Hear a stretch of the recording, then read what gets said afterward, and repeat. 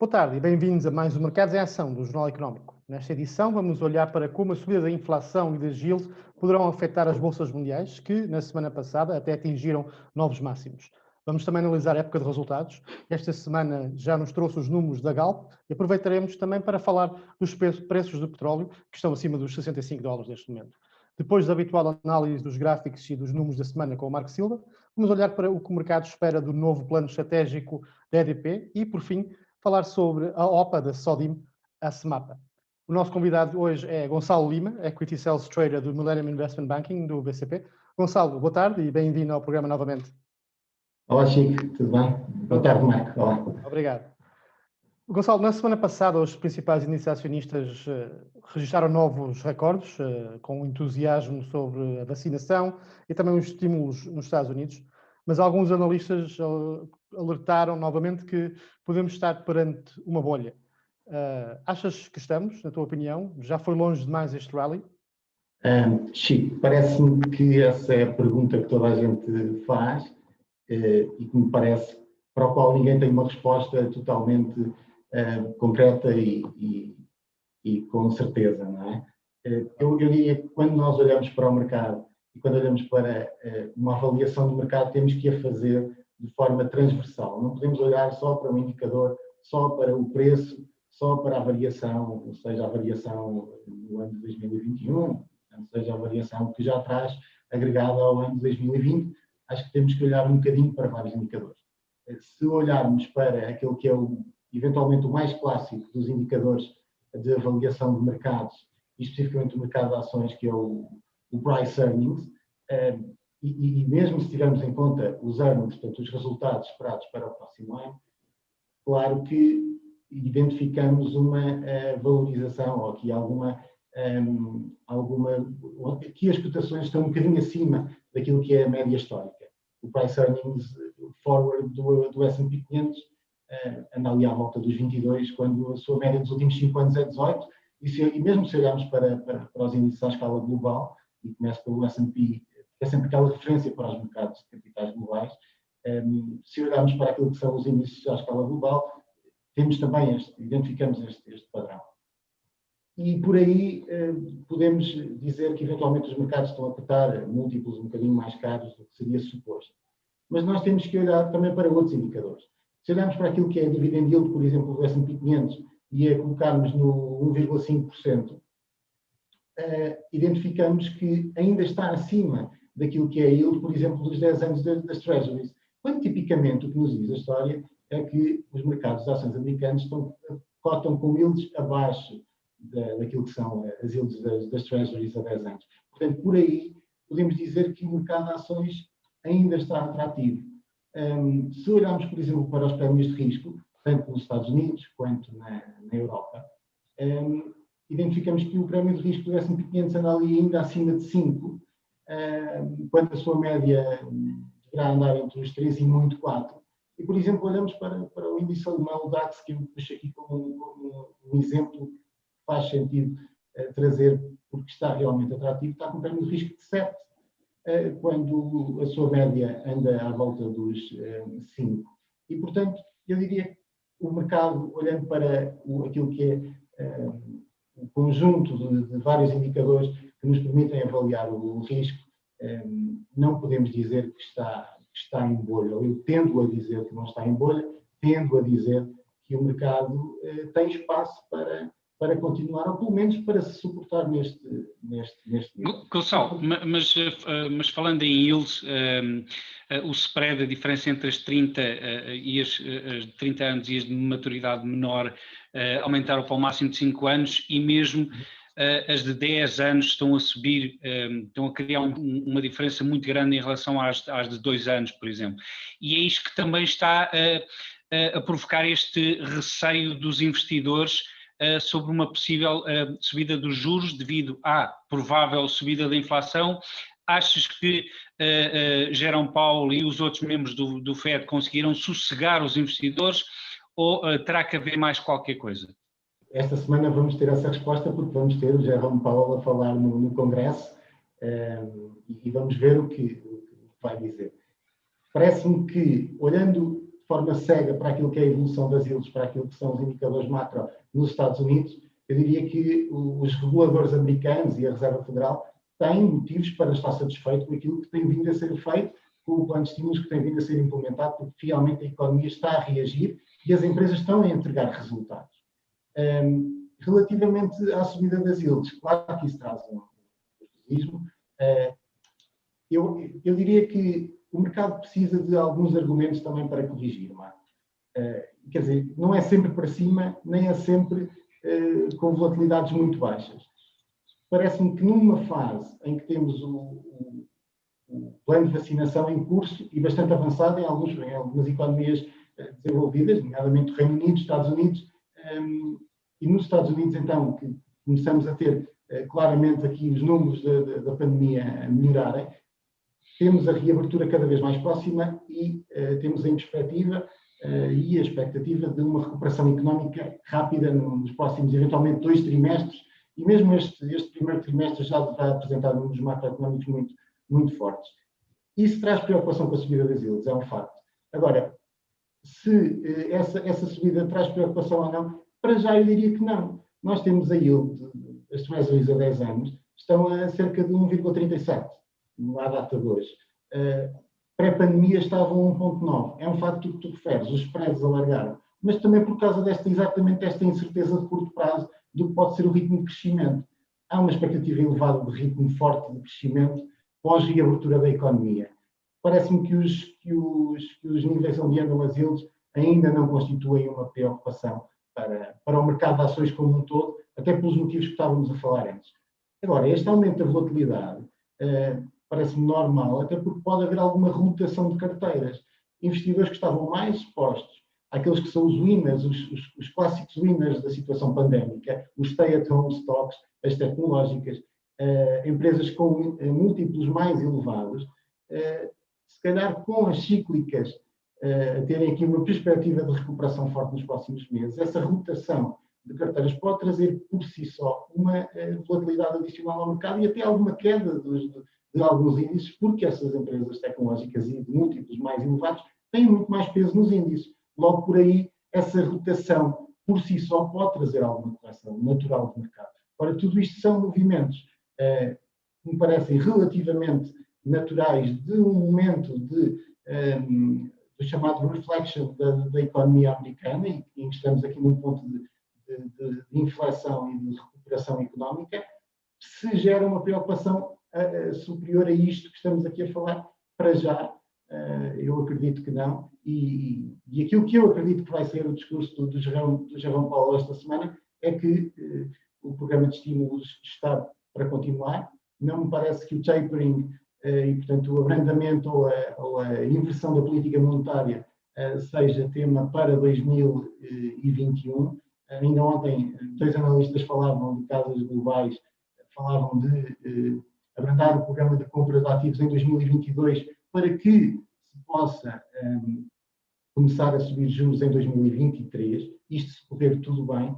Claro que isto são projeções, valem o que valem, mas com o nível de emprego onde está, com os primeiros indicadores de recuperação económica ainda são muito recentes e são relativamente reduzidos.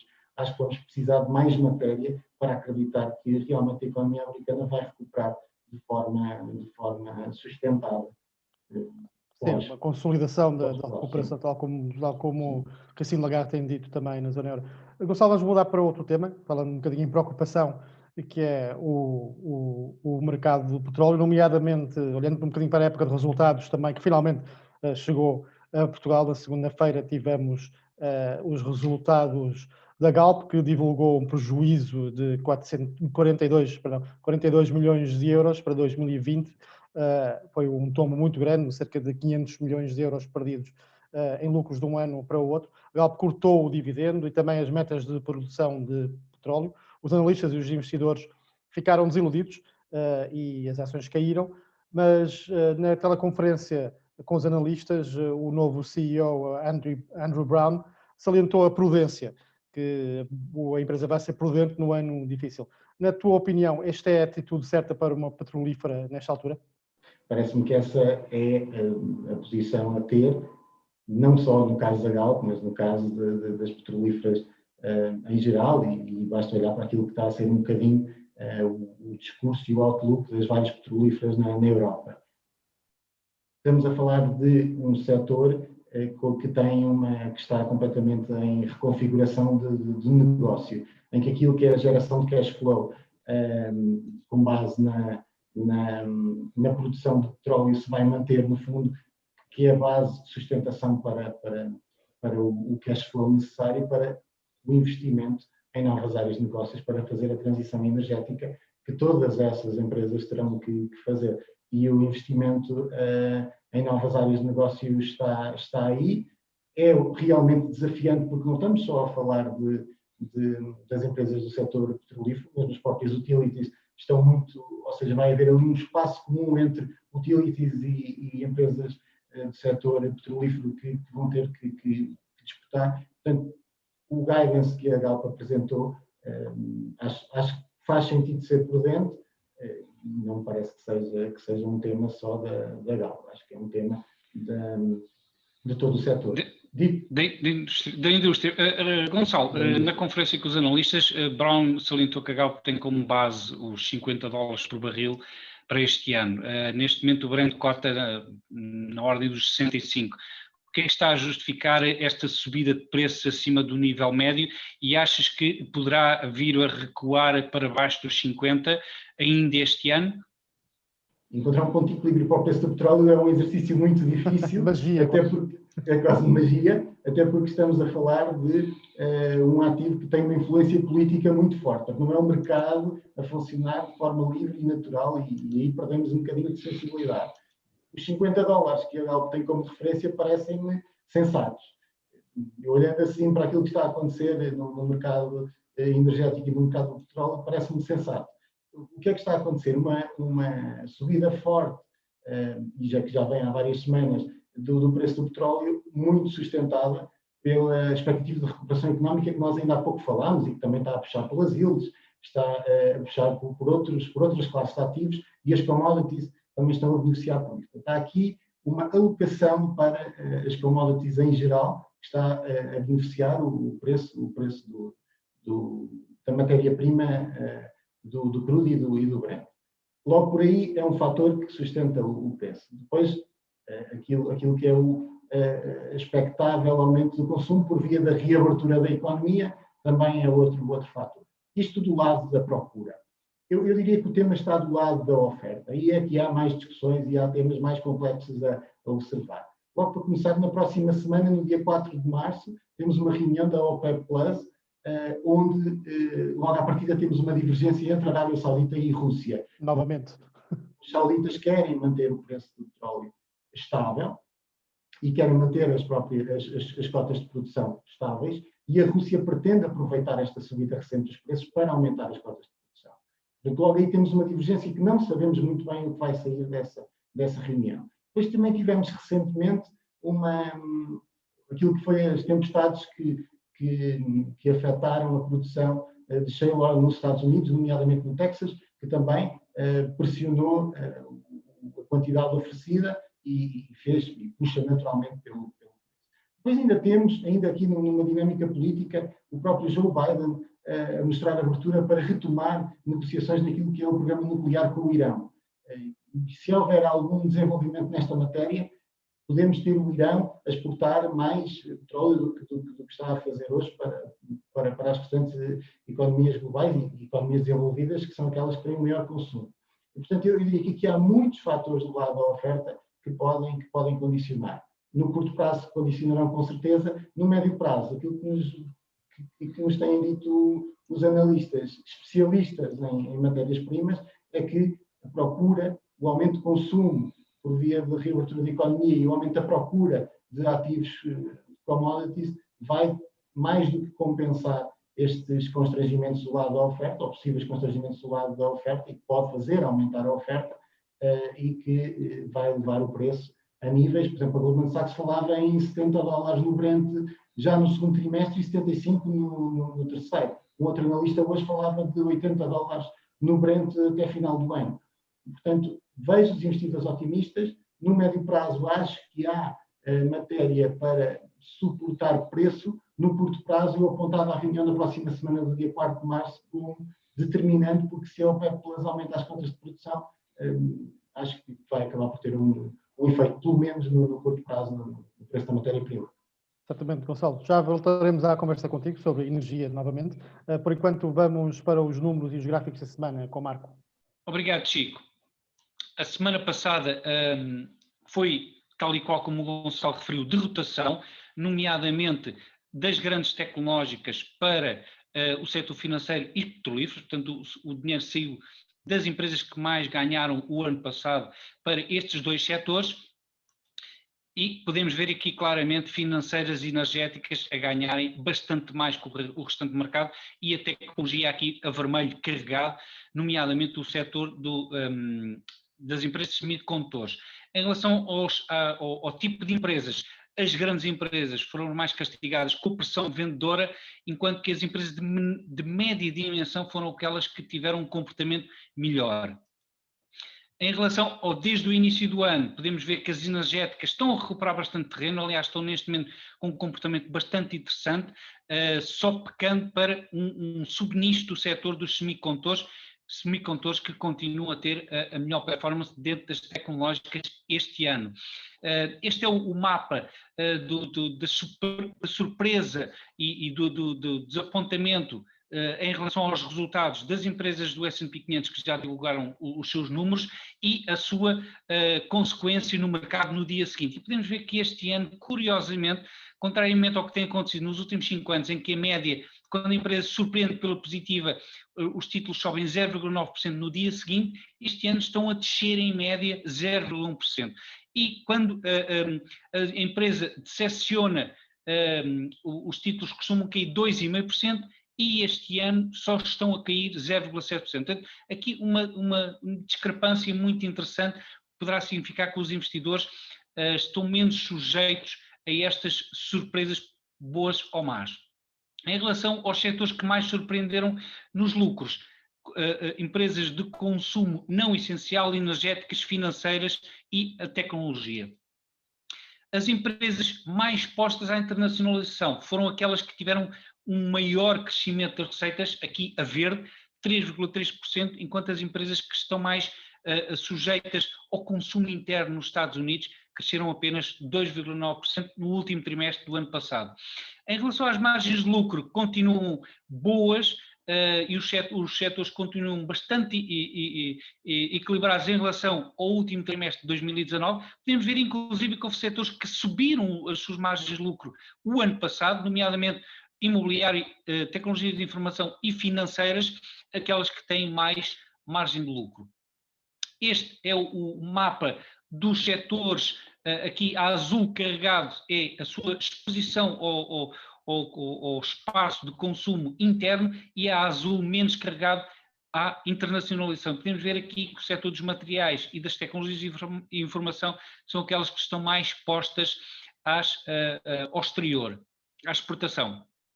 Este é o mapa da diferença entre as taxas de juros de 10 anos e de 2 anos em relação às obrigações de tesouro norte-americano. E podemos ver aqui os tais ciclos. Aqui foi depois da bolha das .com, que caiu inclusive para valores negativos. Depois, quando a economia recuperou, subiu para perto dos 3%. Depois, com a crise financeira, caiu de novo para o zero, perto do zero. Com a recuperação, subiu de novo para perto dos 3%. Com esta crise de Covid, caiu para zero e agora está na fase de recuperação. Vamos ver se atinge os tais 3% que atingiu nos outros 2 ciclos económicos. Em relação aos gráficos, este é o gráfico do S&P 500 4 horas, para dar nota aqui de um duplo fundo com a divergência no Stochastic aqui, que deu origem à última subida.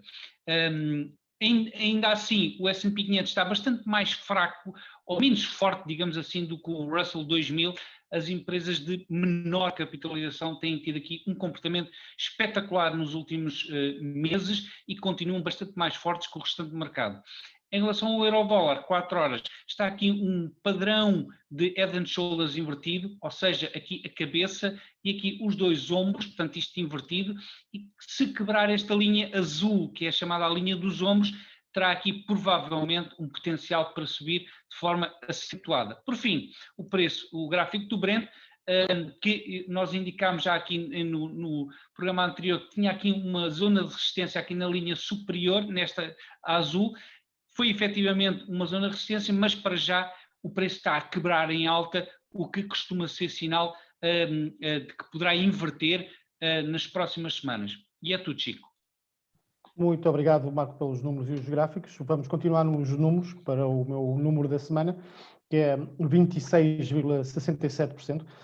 Descida acumulada até cerca de meio-dia de hoje das ações da EDP Renováveis este mês, uma tendência negativa depois da subsidiária da EDP ter estabelecido realmente um novo máximo histórico a 7 de janeiro. Voltamos à conversa com o Gonçalo Lima, do Millennium Investment Banking. Gonçalo, é precisamente sobre a EDP, que vamos falar agora no nosso próximo tema. As duas energéticas, na realidade, apresentam resultados amanhã, que não devem trazer grandes surpresas, segundo o consenso dos analistas, mas o foco está no plano estratégico até 2025, que o novo CEO, Miguel Stilwell de Andrade, vai apresentar na quinta-feira de manhã.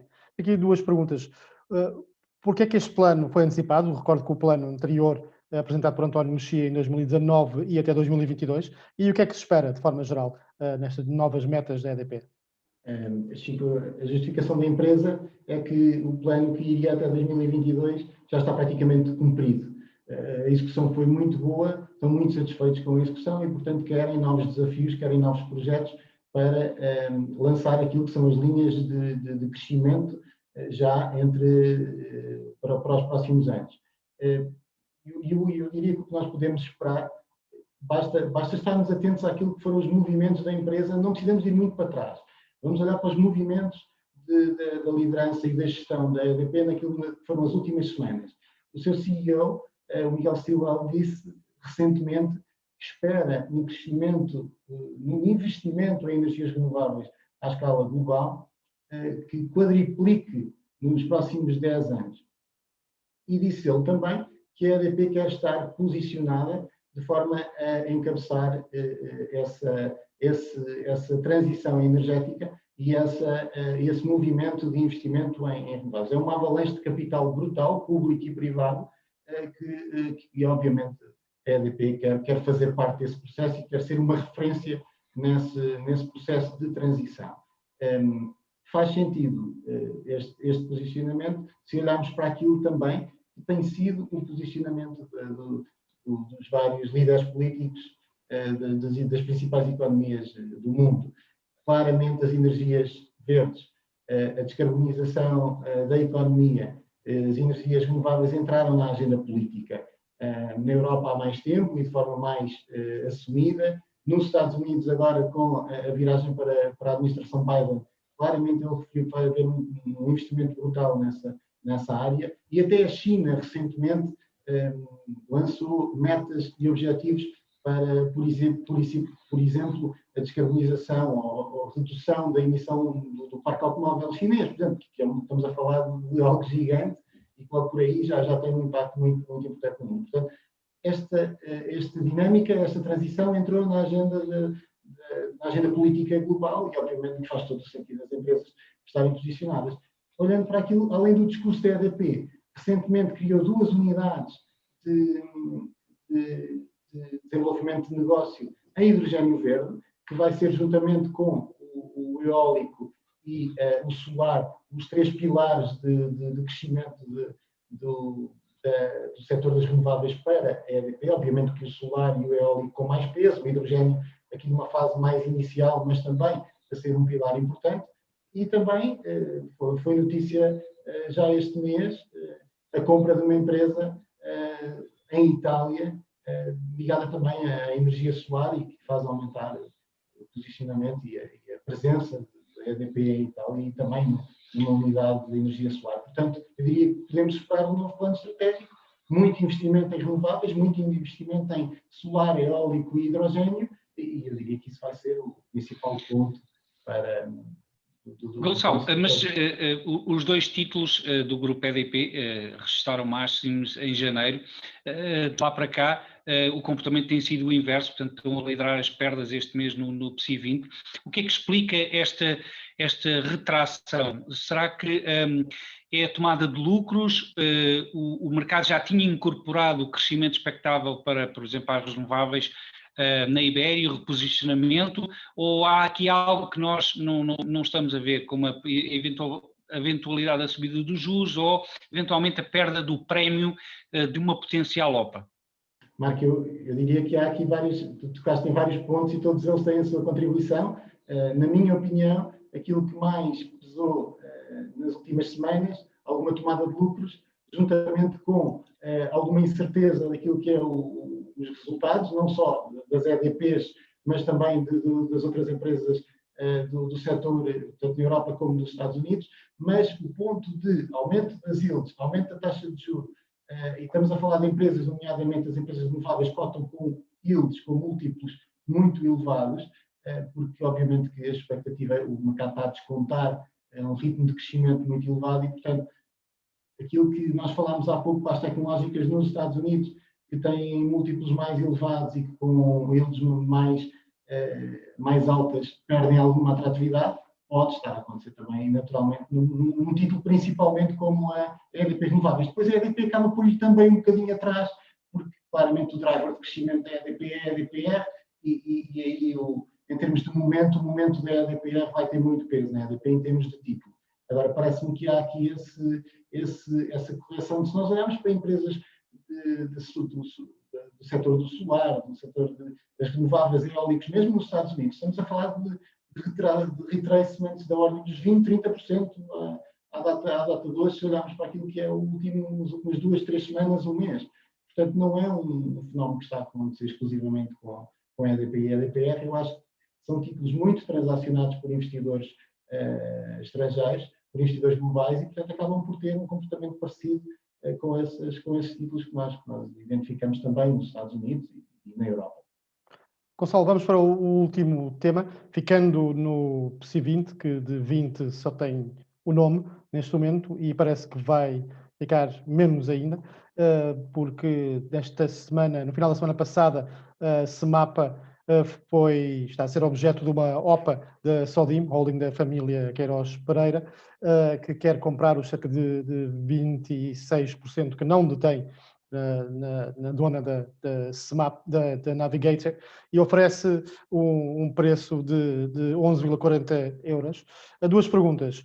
Qual é que parece ser o racional desta oferta? E segundo, entretanto, o prémio que a Sodim estava a oferecer, que era de 20% sobre o fecho do dia antes da oferta, já foi, de certa forma, digamos, ultrapassado pelo mercado, que com as ações já transacionarem acima de 12 euros por ação, e os analistas também já explicaram que isto poderá significar que a Sodim poderá ter de aumentar essa oferta. Portanto, as duas perguntas. Qual é o racional e será que essa oferta vai ter que ser reforçada, digamos? Chico, em termos de racional, eu vejo, opinião muito pessoal, vejo que a Sodim olha para aquilo que foram os últimos meses e aquilo que foi o comportamento do mercado, com os títulos muito pressionados do PSI 20 em geral, mas da Semapa agora em particular, e aproveita o facto de termos preços muito, muito baixos nos últimos meses para fazer uma OPA com base, tendo como referência aquilo que é a média da cotação dos últimos 6 meses e colocando um prémio sobre essa média, sobre essa cotação média. E ainda assim, com esse prémio, faz uma proposta bem abaixo, que é aquilo que é o consenso. Não é uma avaliação, não sou eu que a faço, mas a avaliação feita pelos analistas na sua generalidade, que acompanham de perto e fazem a avaliação da empresa, da Semapa, claramente apontam para que uma oferta desse nível é muito baixa para aquilo que é o valor dos vários ativos que constituem a holding. E alguns deles são fáceis de avaliar, como é o caso da Navigator, que é uma empresa cotada. Portanto, por aí acho que é o racional tentar fazer um bom negócio. Porque eu diria que se a Semapa fosse comprada por este valor, seria, obviamente, um bom negócio para a Sodim. O racional, do meu ponto de vista, aqui será esse.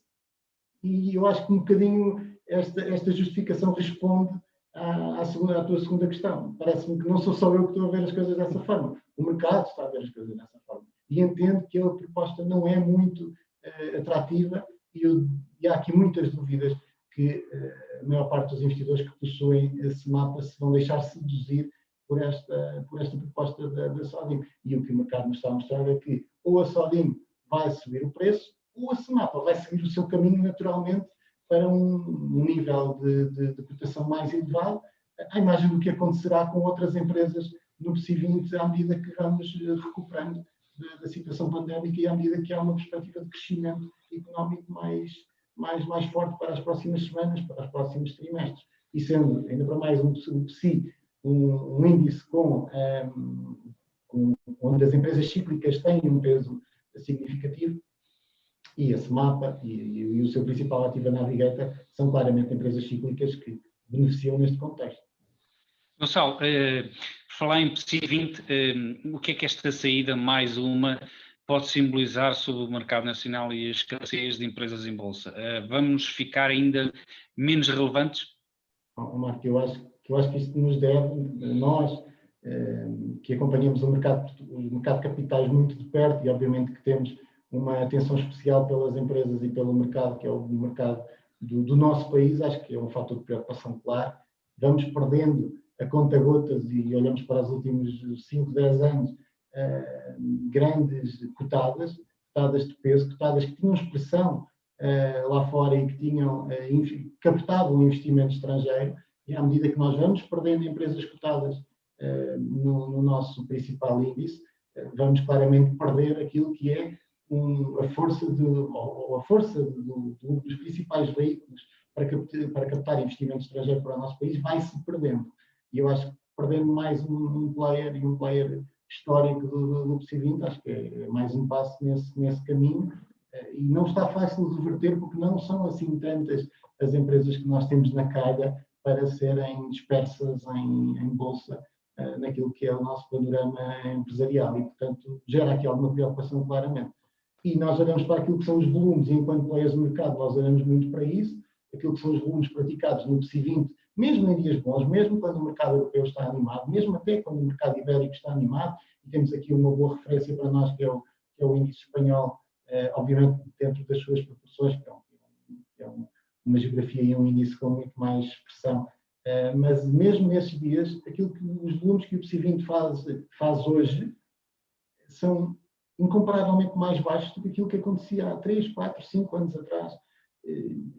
E obviamente que isso nos traz preocupação e até alguma tristeza. Gonçalo Lima, muito obrigado pela presença novamente no Mercados em Ação e até a próxima oportunidade para falar deste e outros assuntos. Marco, falta-nos só uma etapa neste Mercados em Ação, o protagonista ou a protagonista da semana. Quem é? Sim, esta semana é Jerome Powell de novo, não só pelo que ele irá dizer esta semana no seu testemunho bianual ao Comitê Bancário do Senado, pelo que ele fez na gestão da pandemia, por aquilo que o FED tem injetado, mas também por aquilo que vai fazer, nomeadamente, fala-se muito de que Powell poderá continuar nos destinos do FED, mas não se sabe ainda, é o último ano dele e certamente que ainda terá muita influência no andamento de Wall Street nos próximos meses e provavelmente anos. Muito obrigado, Marco, pelo protagonista da semana e pelos comentários neste programa, como sempre. Agradeço também a preferência dos nossos telespectadores. Até para a próxima semana.